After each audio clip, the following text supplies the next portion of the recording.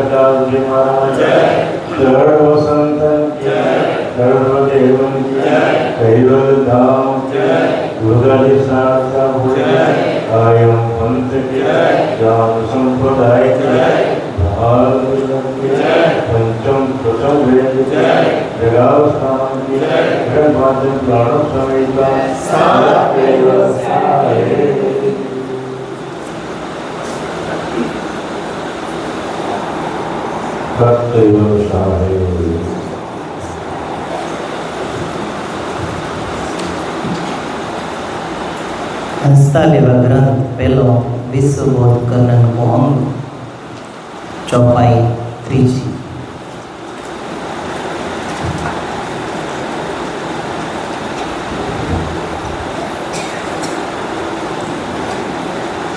તંતુના તેજ મેં વિશ્વ વિલાસી રહ્યો,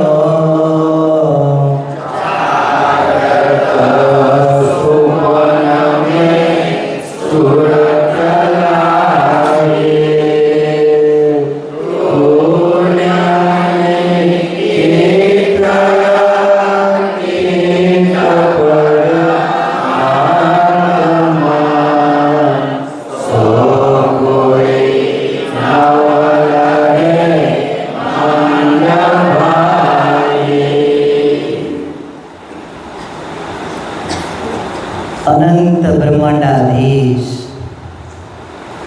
અનંત ઐશ્વર્યવાન, અનંત અંશોના તારણહાર, અનંત વિભૂષિત, પરમ વિશેષ, પરમ દયાળુ, પરમ કૃપાળુ, દયાના સાગર, કરુણાના સાગર, કૃપાના સાગર, દયાળુ આપણને હંસતા લેવા ગ્રંથ વિશે શું કહે છે કે તંતુના તેજ મેં વિશ્વ વિલસી રહ્યો, જાગ્રત સ્વપ્ન મેં સુરત લાગી, તુરિયાની તીત અતીત પરમાત્મા, સો કોઈ નવ લહે મંદ ભાગી. પ્રેમી ભક્તજનો, ગઈકાલે આપણે જાણ્યું હતું કે કેવી રીતે જગત માત્રના જીવો માયાના ફંદની અંદર લપટાઈ અને રહેલા છે. માયા કોઈને છોડતી નથી, એનો સ્વભાવ છે અને સ્વભાવમાં પરિવર્તન આવે નહીં. સ્વભાવમાં પરિવર્તન ન આવે, સદગુરુની દયા થઈ હોય તો જ સ્વભાવમાં પરિવર્તન આવે. નકર જે તત્વનું જે કાર્ય છે એ કરવાનું જ છે. તત્વની અંદર ગુણ રહેલા છે અને ગુણની અંદર સ્વભાવ છે. આ તત્વ એ માયાથી સર્જન કરેલા છે. દયાળુએ માયામાંથી સર્જન કરેલા છે, શૂન્યમાંથી. માયાનો અર્થ જ થાય કે શૂન્ય, એમાંથી સર્જન કર્યું છે બધું. પણ સર્જન કરતા પહેલા દયાળુએ પોતાની સજાતીની 6 વૃત્તિઓ ઉત્પન્ન કરી. આ જે 6 વૃત્તિ છે, આ 6 વૃત્તિ એને માયા પણ ન કહી શકાય કે એને શૂન્ય પણ ન કહી શકાય. પણ 6 વૃત્તિ થકી જે તત્વ નીકળ્યા એ શૂન્યમાંથી સર્જન દયાળુએ કરેલા છે. 6 વૃત્તિ કઈ કઈ? પ્રકાશ બ્રહ્મવૃત્તિ, સંજમ ભોગવૃત્તિ, ક્રિયાવૃત્તિ, ઈચ્છાવૃત્તિ, સજીવન વૃત્તિ ને અંશવૃત્તિ. આ 6 વૃત્તિ થકી જે કાંઈ ઉત્પન્ન કર્યું છે જળ, એ શૂન્યમાંથી છે, સકર્તાની સજાતીનું નથી. સકર્તાની સજાતીની તો પ્રકાશ બ્રહ્મવૃત્તિ છે, સંજમ ભોગવૃત્તિ છે, ઈચ્છાવૃત્તિ છે, ક્રિયાવૃત્તિ છે, અંશવૃત્તિ છે અને છઠ્ઠી કઈ? કોની યાદ છે? થઈ ગઈ કે બાકી છે? સજીવન વૃત્તિ. ને યાદ કરવી પડે છે. હું લેવા અનુભવમાં નથી. 3 દિવસથી એક જ વાત કે અનુભવ કરવાની છે વસ્તુ, આ યાદ કરવાની નથી. યાદ કરશો તો વિસ્મૃતિ લાગશે. કારણ કે આપણું મન, બુદ્ધિ એની કેપેસિટી છે. પણ અનુભવ રહ્યો એ 100 વર્ષ પછી તાજોનો તાજો જ હોય છે. આ અનુભવ એની ઉપર માત્રમાં માત્ર તમારો અધિકાર છે. પણ એ અનુભવ શા માટે નથી? તંતુના તેજના કારણે. આ તંતુના તેજના કારણે આપણને અનુભવ નથી. નગર તો અનુભવ થાય, પણ દયાળુ એમ કહેશે કે તંતુના તેજ મેં વિશ્વ વિલસી રહ્યો કે છે. આ તંતુનું જે તેજ છે, તંતુનો તેજ એટલે આ શરીરનો જે મલિન પ્રકાશ છે, આ શરીરનો જે મલિન પ્રકાશ છે એ આકર્ષિત કરે છે, એ આકર્ષણ કરે છે, જેથી શરીરને બીજા શરીર પ્રત્યે આકર્ષણ થાય છે. તત્વથી ખેંચાય છે, ચુંબકથી ખેંચાય. ચુંબક લાકડાથી ખેંચાય નહીં. તત્વ હોય એ બીજા તત્વને પ્રભાવિત કરી શકે છે, પણ ચૈતન્ય પ્રભાવિત કરી શકતા નથી. કારણ કે શુદ્ધ બુદ્ધ આત્મન છે. આ શુદ્ધ બુદ્ધ આત્મન જે છે એ સર્વાંગ શરીરની અંદર રહેલું છે, અખંડ છે, અજર છે, અવિનાશી છે, કોઈ કળી શકે એવું નથી, અકળ છે. પણ દયાળુએ આપણી ઉપર કૃપા કરી, દયા કરી અને આપને કળી ન શકાય એવી વસ્તુ આપી છે. અકળ કળા ન કળી કોઈ જંત, એવી ગતિ પરમ ગુરુની અનંત. એટલે દયાળુને વારંવાર આપણે જય ઘોષ બોલાવવી છે. સંપ્રદાયની અંદર પણ, બીજા સંપ્રદાયની અંદર પણ, બીજા ધર્મની અંદર પણ જય ઘોષ બોલાવવી છે. But Y? શું લેવા? Because they are all spiritual masters, they are all social workers in this our society. આ બધાય સારા સમાજ સેવક થઈ ગયા, સારા સમાજ સુધારક થઈ ગયા અને સારા આધ્યાત્મિક ગુરુ થયા. એટલે આપણને સમજાય છે, નકર આપણને સમજાય નહીં. જે કાંઈ સમજાય છે એ સદગુરુની દયાથી, તમારી અને મારી હોશિયારીથી કાંઈ સમજાય એવું નથી. મહેનત ઘણાય કરે છે અનંત વર્ષોથી, પણ કાંઈ પાર પામી શકતા નથી. પણ જો એની દયા હોય તો ક્ષણમાં, એક જ ક્ષણમાં ક્યારે કસોટી લેશે. કેવી? કે ભોંયે સુવરાવું, ભૂખે મારું અને તનની તોડું ખાલ, છતાંય એમ કરતાંય શાંતિ ન થાય. પછી કરું કે નિહાલ કે કસોટી થાય. સાચું સોનું હોય ને એની કસોટી થાય, સાચો હીરો હોય એની કસોટી થાય, પથ્થરની કસોટી થતી નથી. દયાળુ કહેશે કે તંતુના તેજ મેં વિશ્વ વિલસી રહ્યો. આ જે તંતુનું તેજ છે એમાં સમસ્ત જગત વિલસી રહ્યું છે. જગત એટલે જ્યાં જ્યાં જીવન છે એને જગત કહેવાય, એને સંસાર કહેવાય. જે જગ્યાએ જળ અને ચૈતન્યની સંધિ છે એને જગત કહેવાય. જે જગ્યાએ દયાળુએ સજાતિ અને વિજાતિનો મેળ કર્યો છે એને કહેવાય. આ જે તંતુનું તેજ છે એ સમસ્ત બ્રહ્માંડની અંદર પ્રત્યેક નર અને નારીને પ્રભાવિત કરે છે. તંતુના તેજનો અર્થ થાય સ્ત્રીનું શરીર હોય કે પુરુષનું શરીર હોય, કાંઈ પણ જોઈ અને આકર્ષણ થાય એને તેજ કહેવાય. આ તંતુના તેજમાં આખે આખું વિશ્વ વિલસી રહ્યું છે. દાખલા તરીકે, ફોર એક્ઝામ્પલ, કોઈ સુંદર નવ યુવતી જેનું સ્વરૂપ અથાહ છે એ જઈ રહી હોય તો એને સામાન્ય કોઈ નર હોય તો એનાથી આકર્ષિત થાય. પણ એની એ સુંદર સ્ત્રી સવારમાં મોઢું ધોયા વગરની ઊભી થાય તો આંખમાં એના ચેપડા હોય, તારે સુંદર નથી લાગતી. કેમ? તારે તંતુનું તેજ દેખાતું નથી મનને. તારે તંતુનું તેજ દેખાતું નથી કોને? મનને.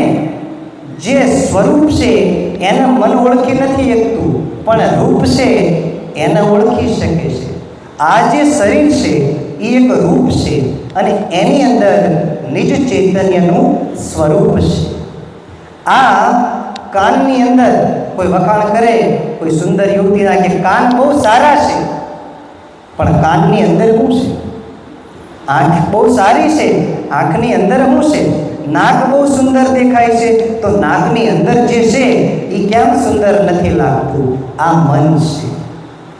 મન અને માયા, આ બંનેનું સામ્રાજ્ય એટલું બધું વિશાળ છે કે એમાંથી કોઈ બહાર જઈ શકતું નથી. પણ સદગુરુની દયા હોય તો બહાર જઈ શકાય. જાગ્રત સુપન મેં સુરતા લાગી. દયાળુ કહેશે જાગ્રત અને સપનમાં આ બેમાં સુરતા લાગેલી છે. એક જાગ્રત અને એક સ્વપન, એ બંનેમાં સુરતા લાગી છે. હવે જાગ્રત કોને કહેવાય અને સ્વપ્ન કોને કહેવાય? દિવ્ય પરમ ગુરુ ભગવાન કરુણા સાગરે પૃથ્વી તત્વના 6 ભાગ લીધેલા છે અને એમાં બહેનોને આ વર્ષોથી 6 ભાગને એક ભાગની સાંભળતા છે એનો આજે ખુલાસો કરવી. This is a mathematic. પરમ ગુરુ ભગવાન કરુણા સાગરનો પંચમ વેદ્યોની ગણિત છે. કેવી રીતે? જેવી રીતે આપણે રોટલી બનાવવી હોય તો રોટલી ખાલી ઘઉંથી બને નહીં. ઘઉં રહ્યા એને ચક્કીએ જઈને પીસાવવા પડે, પછી ડબ્બામાં ભરીને લાવવા પડે, તોય કાંઈ રોટલી ખવાતી નથી. પછી એમાં પાણી નાખવું પડે, મીઠું નાખવું પડે, તેલ નાખવું પડે, ત્યારે લોટનો પીંડો થાય, ગળ્યો થાય. પછી એને નાના નાના નાના ગોળ, નાના નાના ટુકડા કરવી અને ત્યારબાદ વેલણ અને પાટલા વડે વણવી. ત્યાર પછી લોઢીની જરૂર તો પડે છે. હવે લોઢી છે, પણ ચૂલો કે ગેસ ન હોય તો? ચૂલો છે, ગેસ છે, પણ બનાવવા વાળો ન હોય તો રોટલી બને, નહીં. એવી જ રીતે તમને અને મને બનાવવાવાળો આ જગતનો નાથ છે, અનંત બ્રહ્માંડાધીશ, સકર્તાપતિ, સાચા સર્જનહાર, માલિકે આપણને બનાવ્યા છે.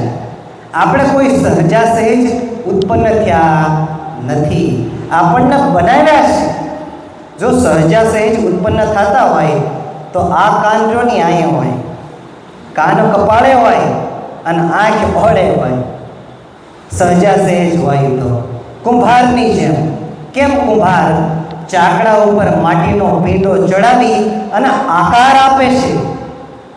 પહેલાં એ નિરાકાર હોય છે, પણ એની અંદર પાણી અને માટી એ બંનેનું મિશ્રણ કરે એટલે એમાં ચિકાસ આવે છે માટીમાં, અને પછી એ આકાર લેશે. એવી જ રીતે તમારું અને આ જે મારું શરીર છે એને દયાળુએ આકાર આપ્યો છે. જેવી રીતે રોટલી બનાવવામાં મીઠું, તેલ, લોઢી, વેલણ, પાટલું લાગ્યું છે, એવી જ રીતે આ પ્રથમ સ્થૂળ દેહ બનાવવા માટે પરમ ગુરુ ભગવાન કરુણા સાગરે દયાળુએ 6 ભાગ લીધા પૃથ્વી તત્વના. એમાં એક ભાગ જળનો મેક્યો, એક ભાગ અગ્નિનો મેક્યો, એક ભાગ વાયુનો મેક્યો અને એક ભાગ આકાશનો મેક્યો. 10 તત્વ ભાગ આ સ્થૂળ શરીરને વિશે પહોંચ્યા છે. પણ આપણને આ ભાગથી કાંઈ લેવા દેવા નથી. આપણે તો માત્રમાં માત્ર શરીર છે, બસ. શરીરની અંદર કોઈ દિવસ ઉતર્યા નથી કે ઉતરવાનો પ્રયત્ન પણ નથી કરતા. જાગ્રત સ્વપ્ન મેં સુરતા લાગી. જાગ્રત અવસ્થા એકલી નથી. જાગ્રત અવસ્થાના 6 ભાગ છે. એક ભાગ સ્વપ્નનો, એક ભાગ સુષુપ્તિનો, એક તુરિયાનો અને એક ઉન્મુનિનો. આ જાગ્રત અવસ્થા અત્યારે જે કથા થઈ રહી છે, તમે બધા ઉપસ્થિત છો, આને જાગ્રત અવસ્થાની સમજવાની ભૂલ ન કરતા. કારણ કે this is also a dream. આ તે એક સપનું જ છે.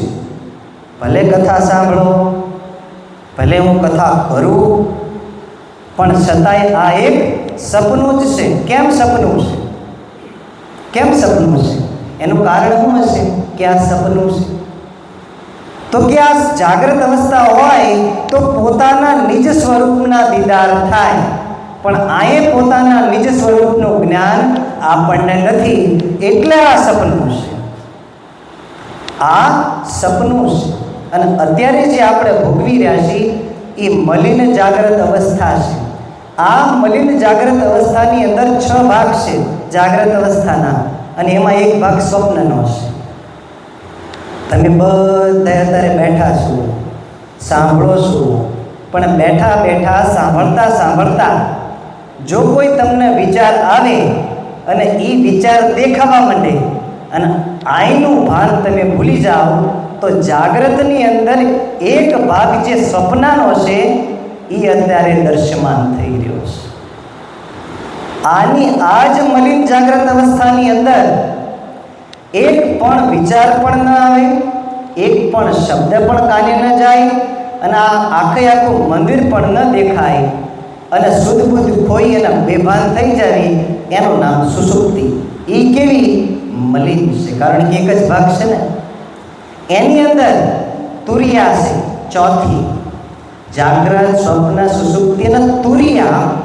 આ જે તુરિયા છે એની અંદર સમજ રહેલી છે, અને જે સુષુપ્તિ છે એની અંદર વિરામ રહેલો છે, સંપૂર્ણ વિરામ રહેલો છે. એની અંદર કોઈ પણ પ્રકારની ક્રિયા થાય નહીં, અને એની અંદર કોઈ પણ પ્રકારનો શબ્દ કે સપનું કે પદાર્થ કે દ્રશ્ય એ પણ યાદ રહેતું નથી. યાદ ક્યારે રહે?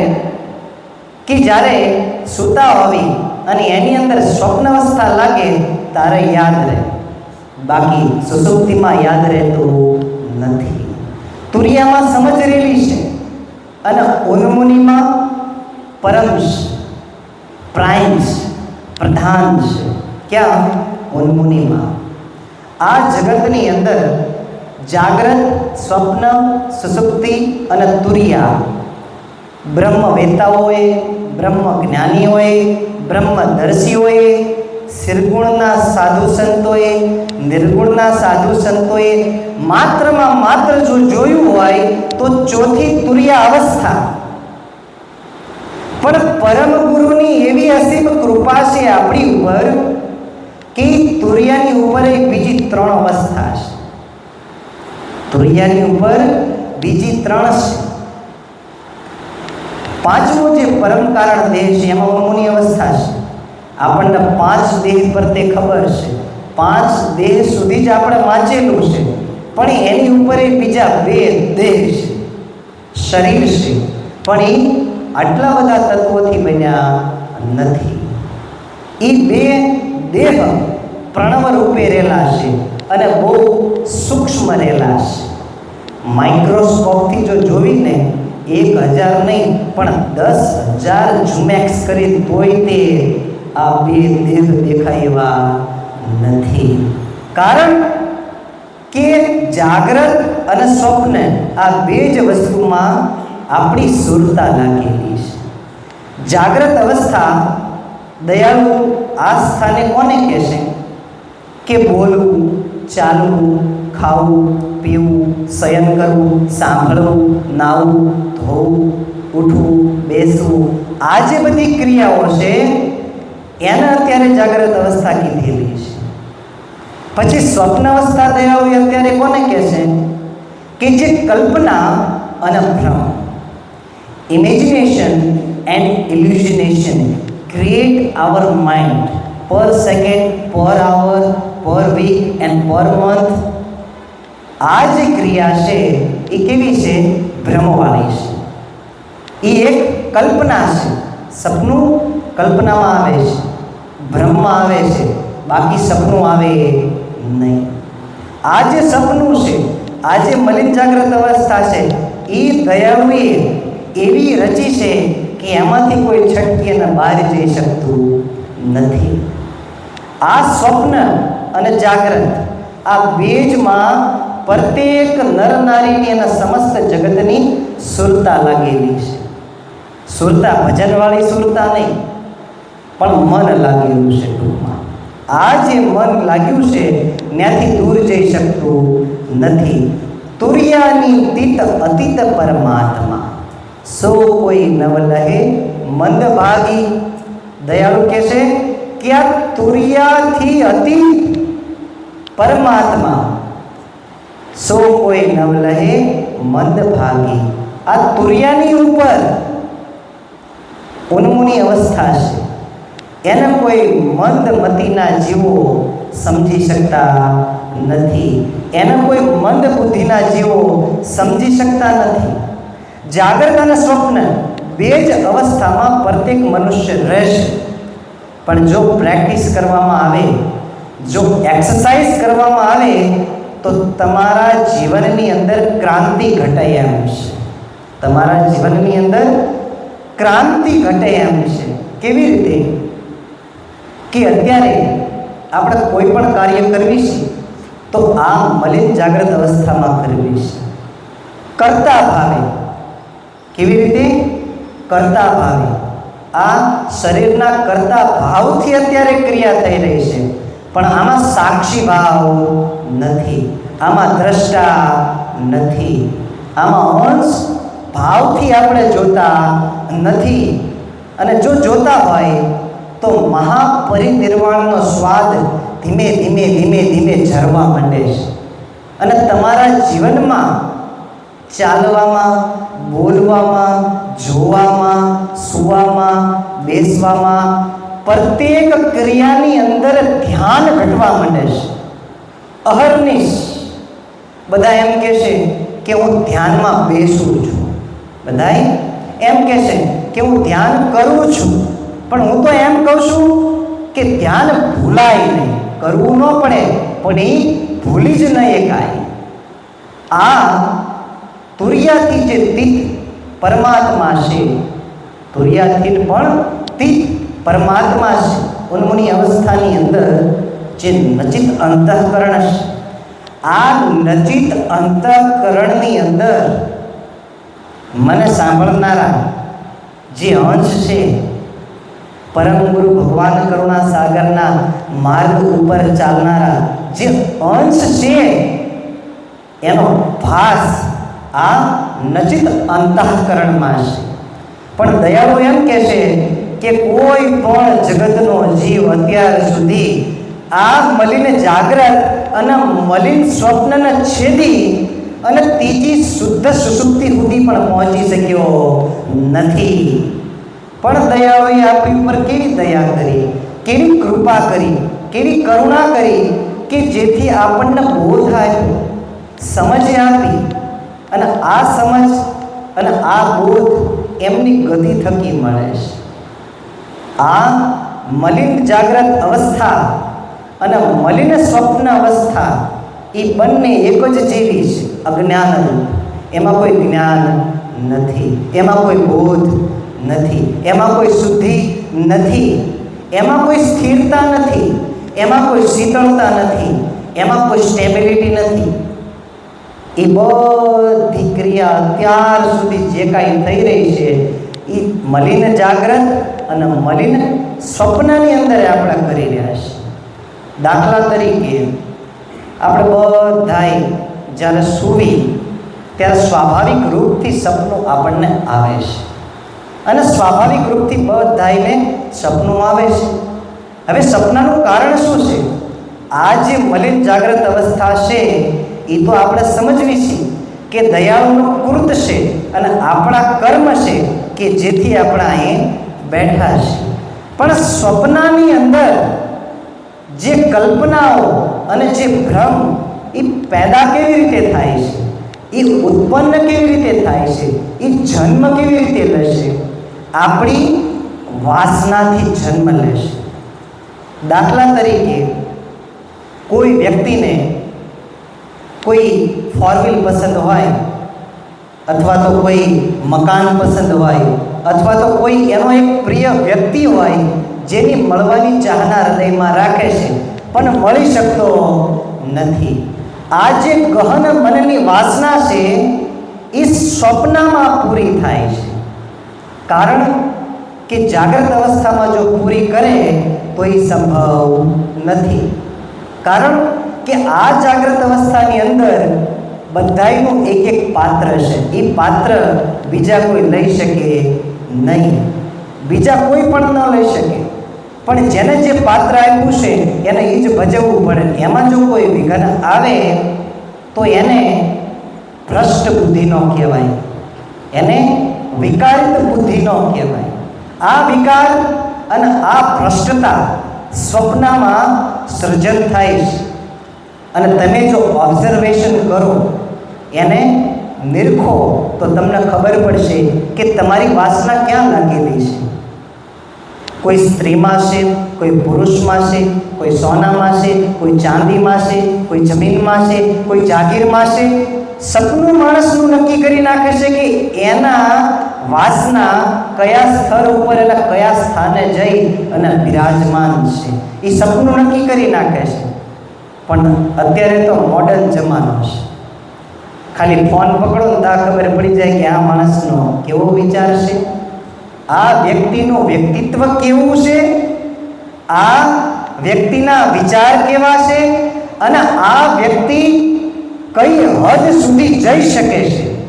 એ ખાલી ફોન પકડો ને એટલે તરત ખબર પડી જાય કે આ માણસનું મન કઈ જગ્યાએ લોલુપ છે, કઈ જગ્યાએ સ્થિર છે. એક ઉદાહરણથી સમજવી કેવી રીતે આ સ્વપ્નું છે.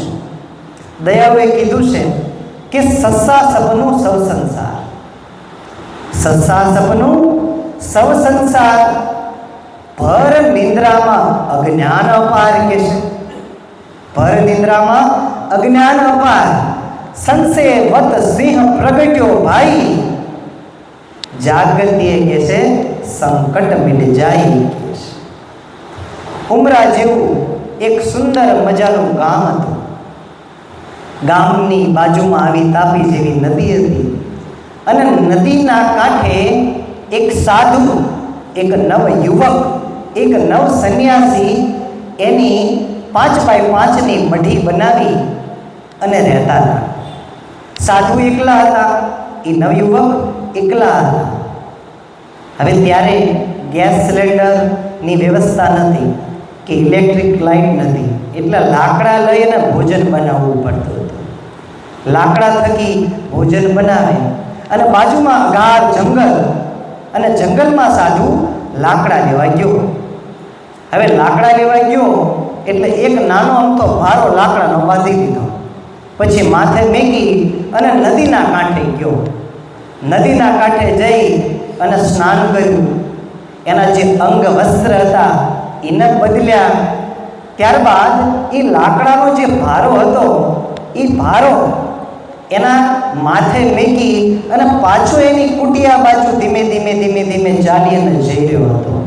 એટલામાં એક ગાંડું શિયાળ, એક હડકાયું શિયાળ એની પાસે આવે છે અને એની ડાબા હાથની તર્જની આંગળીમાં બટકું ભરી અને આંગળી હાથથી જુદી કરી નાખે છે.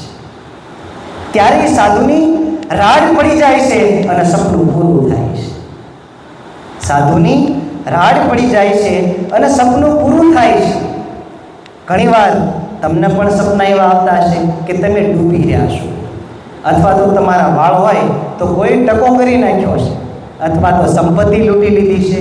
હોતા હોય ઉમરામાં, પણ ભાસ એવો થાય કે ભાઈ કલકત્તામાં હોતા હશે અથવા દિલ્હીમાં હોતા હશે. પછી જાગવીને ત્યારે ખબર પડે કે આંગળી બરાબર છે, વાળ બરાબર છે, ઉમરામાં જ છે, બીજે ક્યાંય નથી. એ ખબર ક્યારે પડે છે? જાગવાથી, ટોટલ અવેરનેસથી, સંપૂર્ણ જાગૃતતાથી એ આપણને બોધ થાય છે. ત્યાં સુધી બોધ થવો અશક્ય છે. દયાળુ કહે છે કે આ તંતુના આવા તેજમાં આખે આખું વિશ્વ વિલસી રહ્યું છે. જાગ્રત અને સ્વપ્નની અંદર સુરતા લાગી છે. એના થકી પોતાનું આપનપું અને દયાળુનું પતિપદ બંને સમજી શકતો નથી. કોઈ પણ જીવ હોય, પછી એ કોઈ પણ હોય, પછી સમજી શકતો નથી. સમજ ક્યારે આવે? કે જ્યારે ચૈતન્યનો અનુભવ થાય ત્યારે. અને ચૈતન્યનો અનુભવ કરવા માટે ઘણાય પ્રયોગ દિવ્ય પરમ ગુરુ ભગવાન કરુણાસાગરે આ જ ગ્રંથની અંદર મેક્યા છે. પણ આંખની સામે હોવા છતાંય તે દેખાતા નથી. કારણ અજ્ઞાનનો, કુબુદ્ધિનો, વાસનાનો, વિકારનો, ભ્રષ્ટતાનો, પાખંડના તાળા લાગી ગયા છે. અને તાળા લાગી ગયા છે. પણ જો કોઈ સદગુરુ મળી ગયા હોય તો એની પાસે ચાવી હોય ને પટ દે અને તાળું ખોલી નાખે છે. પણ અત્યારે એવા સદગુરુ ગોતવા એ બહુ અઘરા છે. અત્યારે બહુ અઘરા છે. તો છે એને સ્વીકાર કરી લો. જે છે એને સ્વીકાર કરી લો. નકર આ તંતુનું તેજ જેમ જેમ દિવસો જશે એમ એમ વધતું જશે, ઓછું નહીં થાય. કારણ કે વાસના જેવી ગહન છે, રસ જેવો ગહન છે, સ્વાદ જેવો ગહન છે, જેથી આ જાગ્રત, મલિન જાગ્રત અને મલિન સ્વપ્ન, આ બે અવસ્થાને અત્યાર સુધી કોઈ પણ છેદી અને આગળ જઈ શક્યું નથી. પણ દયાળુએ આપણી ઉપર કૃપા કરી અને હાવ એટલે હાવ સીધો માર્ગ બતાવ્યો છે. કોઈ પણ વ્યક્તિ અહીં બેઠા છે, સંપ્રદાયના હોય કે પછી સંપ્રદાયના ન હોય, કોઈ પણને જો સત્યની સમીપ જવું હોય, જો સત્યની અંદર ડૂબકી લગાવવી હોય તો શરૂઆત આ શરીર થકી જ કરવી પડશે. અને આ શરીર ન હોય તો આ શરીર સિવાય બીજી કોઈ ક્રિયા, બીજા કોઈ કાર્ય આપણે કરી શકવી એમ સંભવ નથી. આ તો દયાળુએ બે જ અવસ્થાની વાત કરી, મલિન. એક જાગ્રત મલિન અવસ્થા અને એક સ્વપ્ન મલિન અવસ્થા. જેવી રીતે સામે જે બિલ્ડિંગ દેખાય છે, ફ્લોર વાઇઝ ફ્લોર, એવી જ રીતે આ એક બિલ્ડિંગ છે. આ એક બિલ્ડિંગ છે. આ એક બિલ્ડિંગ છે. First floor, second floor, 3rd floor, 4th floor, 5th floor, 6th floor અને 7th ફ્લોર. આપણું આ જે શરીર છે આમાંય તે 7 માળ છે. આમાંય તે 7 માળ છે. અહીં સુનામી થયો હોય, બાળ આવી હોય અને પહેલો માળ, બીજો માળ અને ત્રીજો માળ ડૂબી ગયો હોય તો ચોથા માળે સુરક્ષિત રહી શકાય કે ન રહી શકાય? રહી શકાય. 5મા માળ સુધી પાણી આવી ગયું હોય તોય તે 6ઠા માળમાં રહી શકાય. એવી જ રીતે ચૈતન્ય અંશને રહેવા માટે દયાળુએ 7 ફ્લોરની આ બિલ્ડિંગ બનાવી છે. બટ આપણે એવા અભાગી છીએ કે મલિન જાગ્રત અવસ્થા અને મલિન સ્વપ્ન અવસ્થા એ બંનેને છેદી અને આગળ જઈ શકતા નથી. એટલે દયાળુને અહીં આવવું પડ્યું છે. એટલે દયાળુને આવવું પડ્યું છે. એ પોતે આવેલા છે પણ કેવા? અવ્યક્ત તત્વથી. અવ્યક્ત દિવ્ય તત્વનું દેહ ધારણ કરી અને આવેલા છે દયાળુ. ઘણા લોકો ભિન્ન જુદા જુદા વિભાગ પાડે છે કે કરુણાસાગર અને કૈવલ જુદા છે. કરુણાસાગર અને કૈવલ જુદા છે એવું ઘણાય કહેશે, પણ મૂર્ખ છે કે જે આવું કહેશે. પરમ ગુરુ હિ કૈવલમ, આ એક શબ્દ છે કે જે પરમ ગુરુ છે અને કૈવલ એમાં કોઈ ભેદ નથી. એટલે ગુરુ મહિમામાં કીધું છે કે પતિ પદ પરમ ગુરુ એકમેક છે. સમજે જે કોઈ સંત એ મોટો વિવેક. આ અકળ કળા નકળે કોઈ જંત એવી ગતિ આ પરમ ગુરુની અનંત છે. ઘણાએ વિટોળીએ ચડી જાય છે. But what is the different between awareness and અનકોન્શિયસનેસ? આ બેની અંદર તફાવત શું છે? એક જાગ્રત અવસ્થા અને બીજી જે બહુ એટલે બહુ મહત્વપૂર્ણ છે, ચેતના. આ બેમાં ફેર શું છે? તો કે જાગ્રત અવસ્થા તત્વથી બનેલી છે અને ચેતના સકર્તાની સજાતીની છે. એટલે જ તેને ચૈતન્ય અંશ કીધો છે. ચૈતન્ય અંશ કીધો છે. એક સૂરજ નહીં, બે સૂરજ નહીં, અનંત, જેની ઉપમા ન આપી શકાય એવા અનંત લાખો કરોડો અરબો સૂરજ ભેગા થાય પણ છતાંય આની ઉપમા આપી શકાય નહીં. એટલું પોતે પ્રકાશિત છે, પણ અંશ પોતે પ્રકાશિત નથી. એ કર્તાની કૃપાથી પ્રકાશિત છે.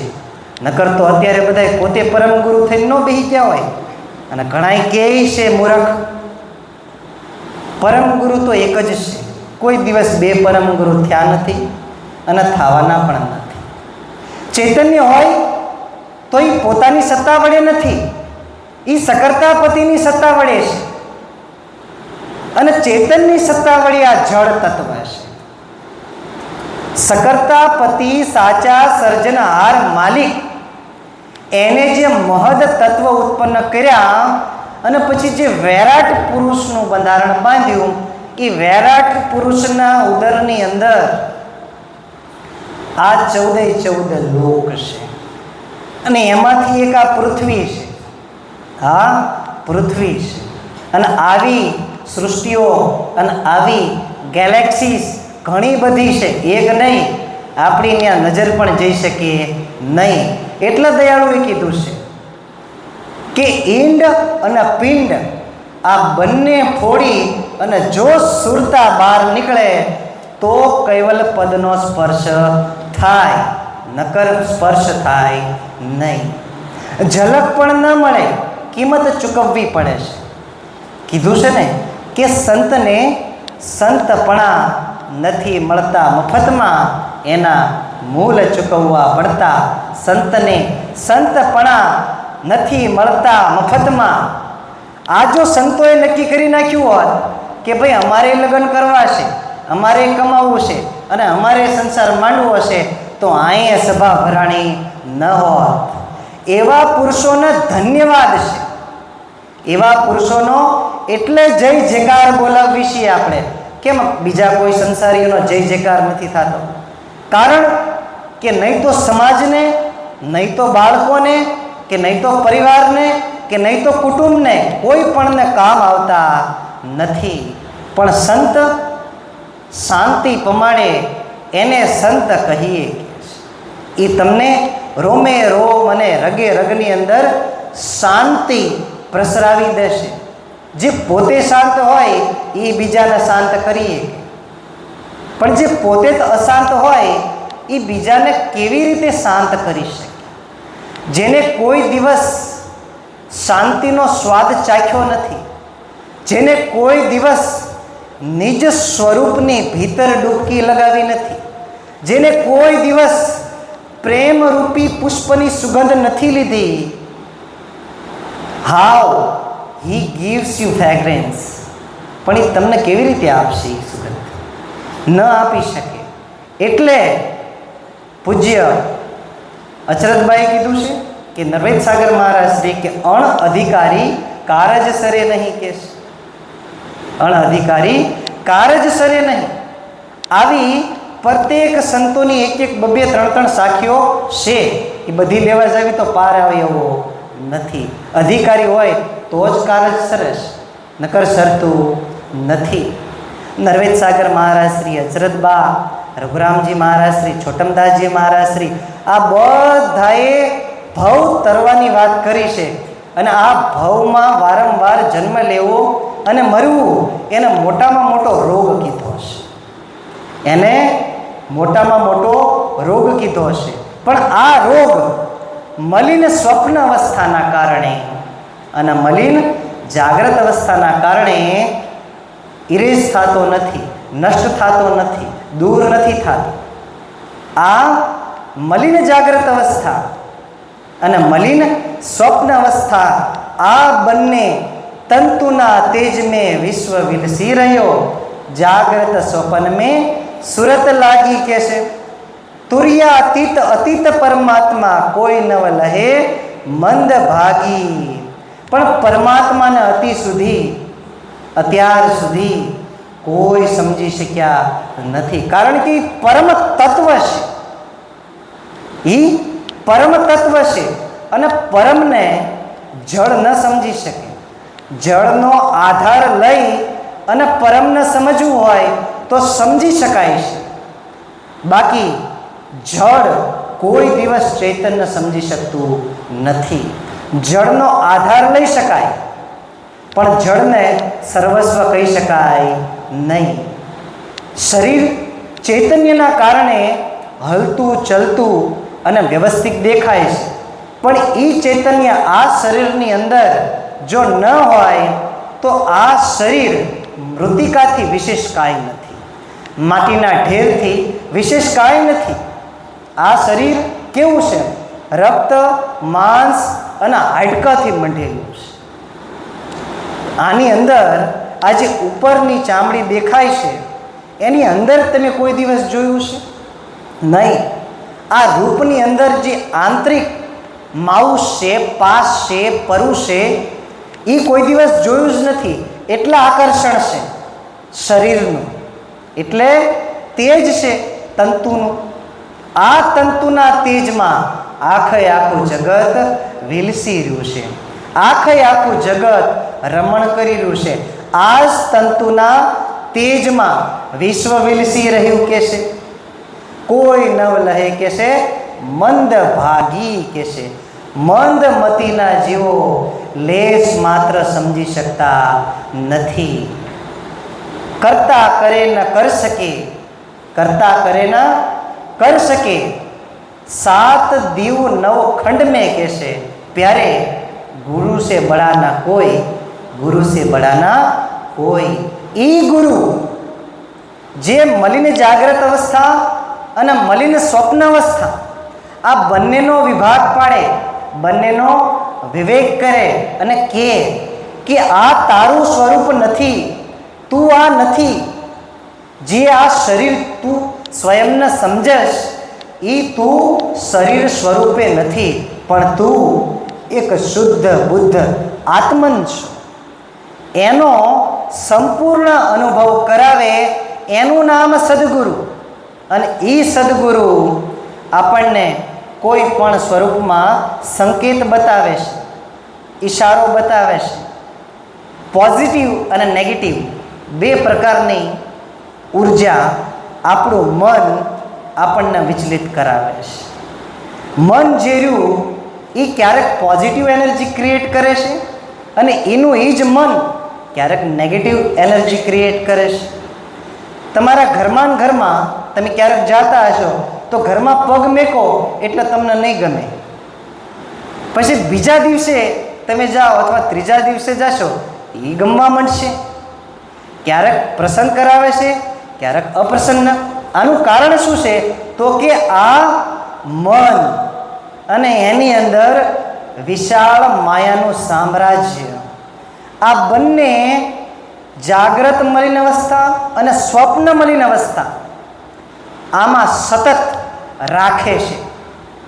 જેવી રીતે કોઈ વ્યભિચારી હોય, એને વ્યભિચાર કરતા કોઈ ના ન પાડે તો એ કેવી રીતે વારંવાર વ્યભિચાર કરતો જાય છે. એવી જ રીતે આ મન છે. આ મનને સંતોએ માકડું કીધું છે. આ મનને માકડું કીધું છે, વાંદરો કીધો છે આને, કે એક ડાળથી બીજું ડાળ અને બીજી ડાળથી ત્રીજી ડાળ, ત્રીજીથી ચોથી, ચોથીથી પાંચમી. આ મન ફર્યા જ રાખે છે, ક્યાંય સ્થિર થઈ અને બેસવા દેતું નથી. વચન જે સદગુરુના છે એ સાંભળવા દેતું નથી આ મલિન મન.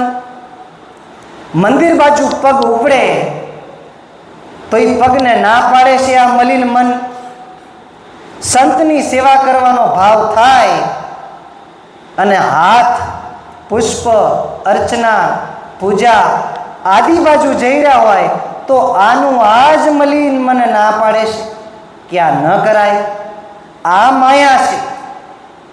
આ માયા એવું ન સમજતા કે હિમાલયમાં વયા જાઓ તો ત્યાં મનના માયા નથી. ગિરનારમાં વયા જાઓ તો ત્યાં મનના માયા નથી. તમે એવું વિચારતા હોય કે શેત્રુંજય પર ચડી જાવી અને ત્યાં મન અને માયા નથી તો એ બહુ મોટી ભૂલ છે. કારણ કે મન જ્યાં હશે ને ત્યાં તમને હેરાન કરશે. મનને માત્રમાં માત્ર એક જ વસ્તુ નષ્ટ કરી શકે છે, એ અનંત બ્રહ્માંડાધીશ સકર્તાપતિ સાચા સર્જનહારનું શુદ્ધ જે ધ્યાન, એ જ આ મનને નષ્ટ કરી શકે છે. બાકી આ મન નષ્ટ થાય એવું નથી. નષ્ટનો અર્થ એવો નથી કે સમાપ્ત થઈ જાય. સમાપ્તિ ન થાય, એની પુનરાવૃત્તિ થાય, શાંત થાય. પણ જો કોઈ એવો પાછો સંગ થઈ જાય તો પાછું એનું એ જ તે ગધેડાને કે ગમે એટલો નવરાવોને કે છે એ જઈને ધૂળમાં જાળો ટેકે છે. આ ગધેડા જેવું મન છે. કેવું મલિન. પણ આનું આ મન જો કૈવલ કરતાના ભજનના વૈરાગ્યની ભઠ્ઠીમાં તપી અને પસાર થયું હોય તો આનું આ મન શુદ્ધ થાય પાછું. અને આનું આ મન પરમ પદ પણ અપાવે. મન તો એક જ છે, પણ ક્યારેક કાંઠ ચડી જાય છે અને ક્યારેક એ કાંઠ ઉતરી જાય છે. હવે ક્યારે કાંઠ ચડે છે અને ક્યારે ઉતરે છે એનો બોધ તમને હોવો જોઈએ કે આ મન ક્યારે વિચલિત કરે છે. આ મન ક્યારે તમને વિચલિત કરે છે, ક્યારે તમને ઉત્તેજિત કરે છે, કેવા સંજોગોમાં ઉત્તેજિત કરે છે, કેવા સંજોગોમાં આવેશમાં આવે છે. આવેશના કારણે મહાભારત થયું અને આવેશના કારણે જ તે રામાયણ રચી. આ આવેશના કારણે, આ આવેશ થકી જ થાય છે. અને એ એકવાર આવેશમાં મન આવી જાય તો પછી પાછું વળતા મનને આવડતું નથી. પાછો તો માત્રમાં માત્ર સદગુરુની કૃપાવાળો ચૈતન્ય અંશ છે, જે આ શરીરની અંદર હોવા છતાંય પ્રભુનું ભજન કરે છે. એ જ વળી શકે છે, બીજા કોઈ વળી શકતા નથી. પણ વચન જો ન ચૂકો તો, વચન સદગુરુનું હૃદયમાં ગ્રહણ કરો તો. એક બહુ સુંદર રાજધાની હતી અને રાજધાનીમાં રાજા રાજ કરતા અને રાજાએ નક્કી કર્યું કે કોઈ એવી અદ્ભુત વસ્તુ બનાવી અને મને આપે તો મારું અડધું રાજપાટ એને આપી દઉં. ધીમે ધીમે ધીમે દેશ વિદેશ, પ્રાંત ઉપપ્રાંત પરપ્રાંત, આખા વિશ્વમાં વાત ફેલાઈ ગઈ કે રાજાનો ફરમાન છે, રાજધાનીથી આવ્યો છે. કેવો કે કોઈ એવી વસ્તુ અદ્ભુત અલૌકિક જે આજ સુધી મેં નથી જોઈ એવી બનાવે તો અડધું રાજપાટ એને આપી દો. ધીમે ધીમે ધીમે ધીમે ધીમે એક પ્રજાપતિ કુંભાર હતા, એના કાને આ વાત ગઈ. અને પ્રજાપતિ કુંભાર ગુરુમુખી હતા.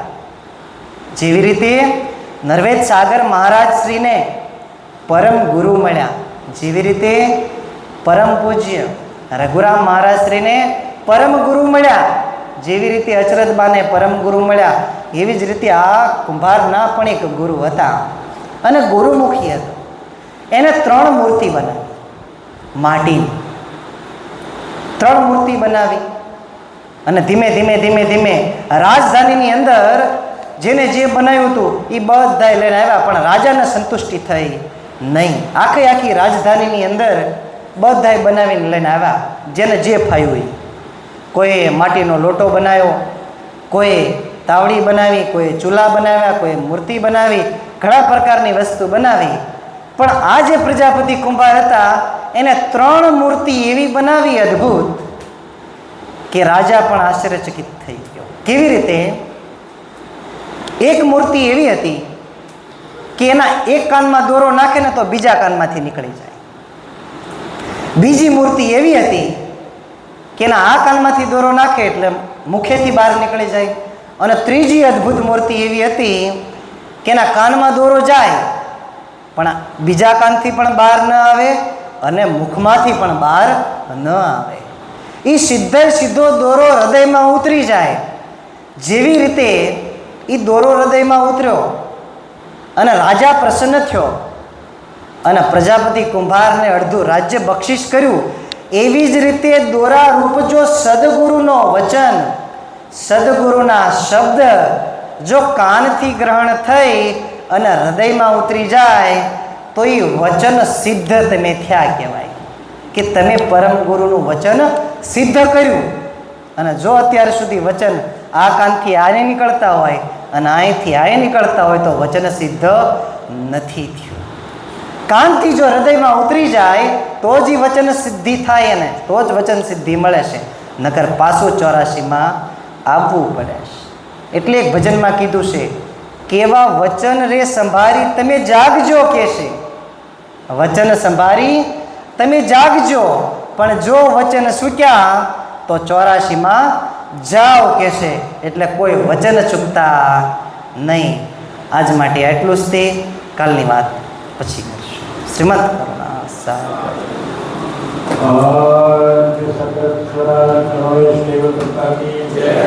कृष्ण स्वामी महाराज के नंद करुणा सागर भगवान के नवीन सागर महाराज के महान तपस्वी महाराज के परमहंस शिवानंद जी महाराज के विष्णुदास जी महाराज के शांतिदास जी महाराज के शीतलदास जी महाराज के विश्वदास जी महाराज के सुरदास जी महाराज के सर्व संतों की धर्म देवन की केवल धाम की गुरुदास शास्त्र की सायं पंथ की ज्ञान संप्रदाय की भारत की संजम प्रसंग जगह